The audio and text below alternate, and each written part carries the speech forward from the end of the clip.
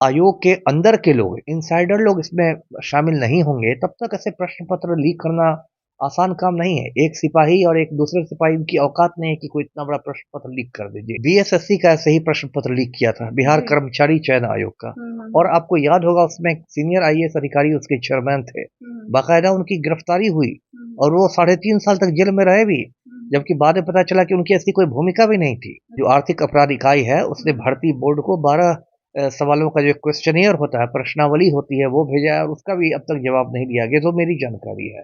जो असली मगरमच्छ है, उनको जब तक पकड़ा नहीं जाएगा, तो इसकी पुनरावृत्ति होती रहेगी। हुँ। फिर जो सिपाही भर्ती परीक्षा की अगली तारीख निकलेगी, जब भी निकलती है, नवंबर, दिसंबर, जनवरी जब भी निकलती है, फिर गिरोह वही खेल खेलेगा, क्योंकि मैंने मगरमच्छ को तो आपने पकड़ा नहीं है। कि जो सिंघल साहब हैं, ये हमारे मुख्यमंत्री के बहुत करीबी हैं, पलटू राम के।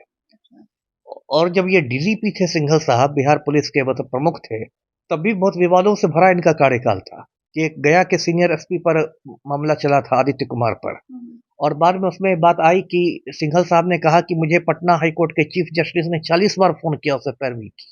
अच्छा। भला पटना हाई कोर्ट का चीफ जस्टिस किसी के लिए 40 बार फ़ोन करेगा? क्योंकि सिंघल साहब ने उसके कहने पर, जो तथाकथित चीफ जस्टिस था, उसके कहने पर फाइल बंद कर दी।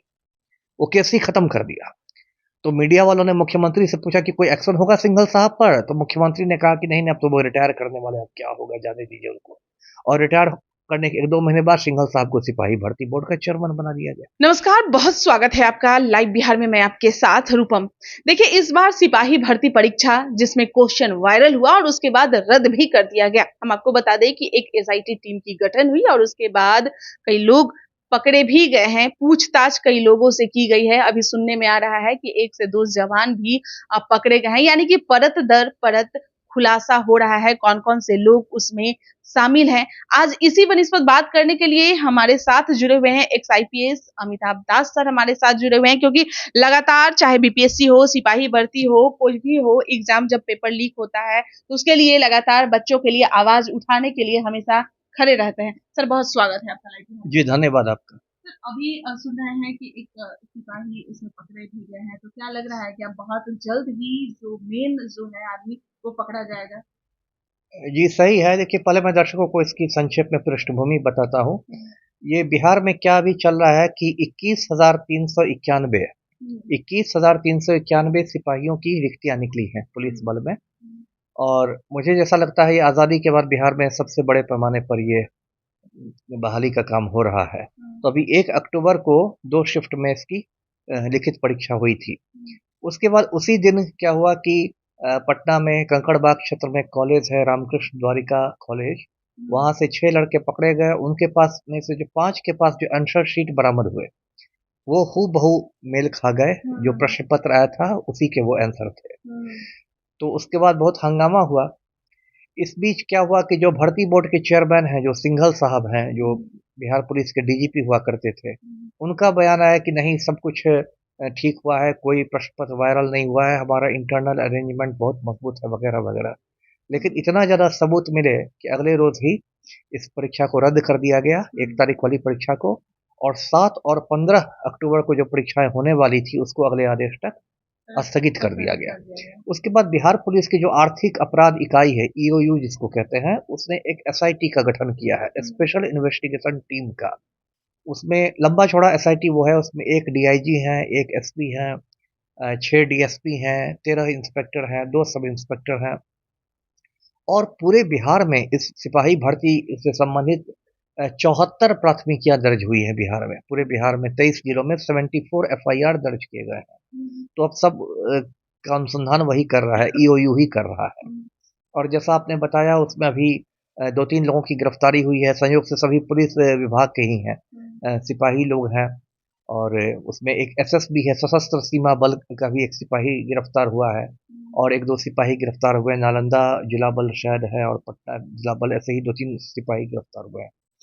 तो कुल मिलाकर अब तक एसटीएफ, ये एसआईटी का जो ये है, यहीं तक अनुसंधान पहुंचा है। हुँ, अब मेरा ये कहना है, जो आपके चैनल के माध्यम से मैं कह रहा हूँ, कि इसमें सीधा है कि भर्ती बोर्ड के जो चेयरमैन हैं सिंघल साहब, हुँ, उनसे पूछताछ की जानी चाहिए। हुँ, इन छोटी-छोटी मछलियों को पकड़ने से नहीं होगा, जो बड़े मगरमच्छ हैं, उनको पकड़ना होगा। हुँ, देखिए, ये जो पूरा प्रकरण है इस सिपाही भर्ती का, इसमें सिंघल साहब की जो भूमिका है वो बहुत संदिग्ध रही है। मैंने आपको बताया कि जब सारे पुख्ता सबूत मिल गए थे और पूरा वायरल थे सोशल मीडिया पर एंकर की, तब सिंघल साहब कह रहे थे कि नहीं, हमारा इंटरनल अरेंजमेंट बहुत मजबूत है, बहुत साफ सुथरी परीक्षा हुई है, वगैरह वगैरह। जब उनसे ये भी पूछा गया कि भाई ऐसे ऐसे आंसर की मिल रहे हैं, तो उन्होंने कहा कि नहीं, कई बार होता है कि जो लड़के तैयारी करते हैं वो अंदाज से कुछ बनाते हैं और वो मिल जाता है।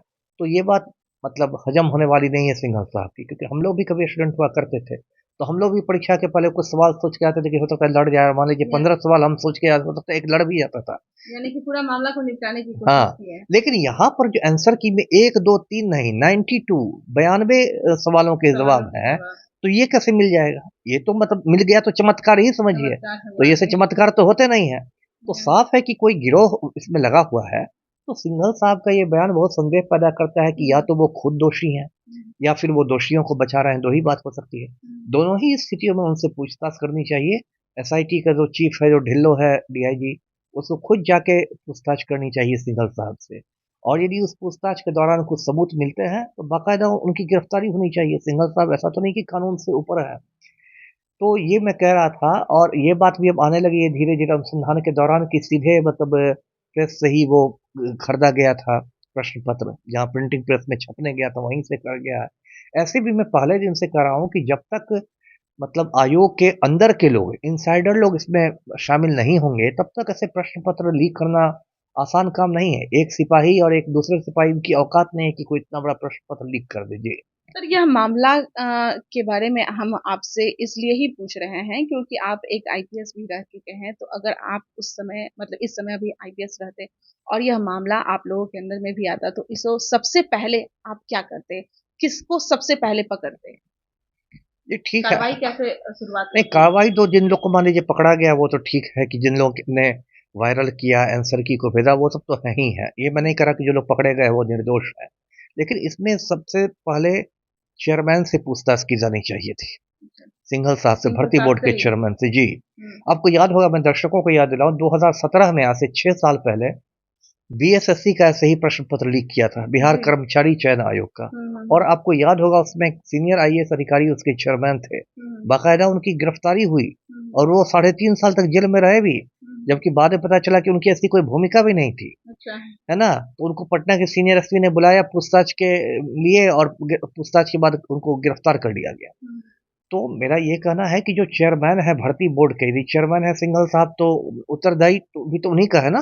हुँ, तो सीधे उनको बताना चाहिए कि क्या खेल हो रहा है, और अब आपने इस तरह का बयान क्यों दिया था, किसको आप बचाना चाह रहे थे। हुँ, और मुझे जो जानकारी है, शायद इन लोगों ने 12 प्रश्नों की एक प्रश्नावली भेजी है आयोग को। अच्छा। अपराध, ये जो आर्थिक अपराध इकाई है, उसने हुँ, भर्ती बोर्ड को 12 सवालों का जो क्वेश्चनियर होता है, प्रश्नावली होती है, वो भेजा है, और उसका भी अब तक जवाब नहीं दिया गया, जो मेरी जानकारी है। तो हुँ, इसलिए मेरा ये कहना है कि देखिए, ये सब बहुत खेल हुआ।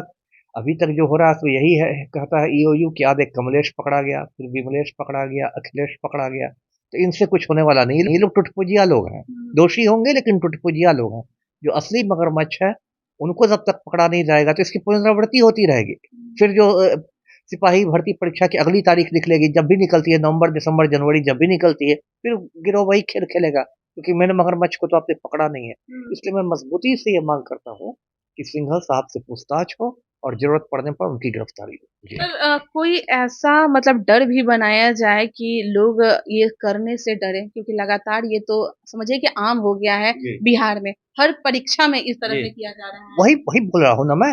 अब देखिए, आपको याद होगा पिछले, पकड़े नहीं जाते वही हैं। वही बात मैं कह रहा हूँ ना, पिछले साल मई में आपको याद होगा बीपीएससी की परीक्षा हुई थी, 67वीं परीक्षा, संयुक्त परीक्षा। हुँ, उसका भी ऐसे ही पीटी का प्रश्न पत्र आउट हुआ था, हुँ, आरा के किसी केंद्र से आउट हुआ था। हुँ, उसमें भी ऐसे ही लल्लू पंजुओं को, टुटपुजिए लोगों को पकड़ के अंदर कर दिया गया। हुँ, किसी बड़े पर हाथ नहीं डाला गया। हुँ।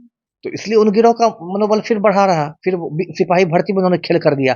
सिपाही भर्ती में नहीं रोका जाएगा तो अब 1275 दरोगा की भर्तियां होने वाली है निकट भविष्य में, है ना? तो उसमें फिर खेल होगा। सरकार ही यह मतलब निकालती है जी, जी, सिपाही भर्ती हो या बीपीएससी हो सब जी, कुछ निकालती है। फिर वही एग्ज़ाम भी उसका जी। करवाती है।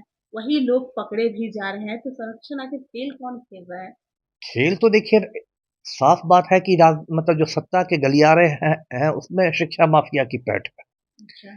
अब मैं ये भी दर्शकों को बता दूं, दर्शकों को मालूम ही होगा कि जो सिंघल साहब हैं, ये हमारे मुख्यमंत्री के बहुत करीबी हैं, पलटू राम के। और जब ये डीजीपी थे सिंघल साहब, बिहार पुलिस के मतलब प्रमुख थे, तब भी बहुत विवादों से भरा इनका कार्यकाल था।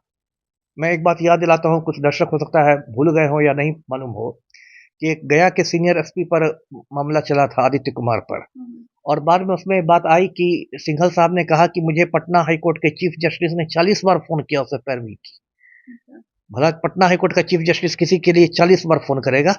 बाद में पता चला कि एक अभिषेक अग्रवाल नाम का एक ठग था, वो फ़ोन किया करता था चीफ जस्टिस बनकर। और उस पर बहुत हंगामा हुआ। उस समय मुख्यमंत्री से पत्रकारों ने पूछा कि क्या सिंघल साहब पर कोई एक्शन होगा? क्योंकि सिंघल साहब ने उसके कहने पर, जो तथाकथित चीफ जस्टिस था, उसके कहने पर फाइल बंद कर दी, वो केस ही खत्म कर दिया।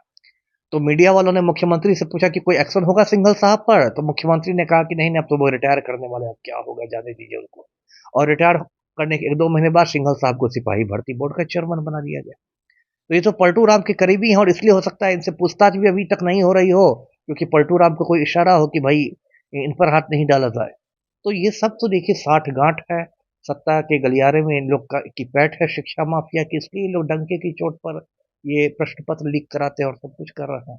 जी सर बहुत बहुत धन्यवाद। आपका सर अपने इंटरव्यू में बहुत कुछ जानकारी हमें दे दिए।